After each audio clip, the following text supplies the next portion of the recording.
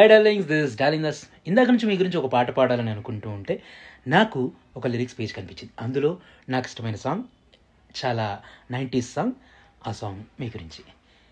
ఒకట రెండా పదుల వంద బాకీ ఎగవేయకుండా బదులే తీర్చేది ఉందా, మెదడే ఉందా మతిపోయిందా, ఏంటో మీ కాకి గోలా, వేల ప్రాలంటూ లేదా, ఏమైంది భాగ్యం కదా, కదిలిందా లేదా కదా, వ్రతమేదో చేస్తుందట, అందాకాగాలంట, లౌక్యంగా బ్రతకాలి, సౌఖ్యాలే పొందాలి, చుక్కలు తెమ్మన్నా తెంచుకురానా.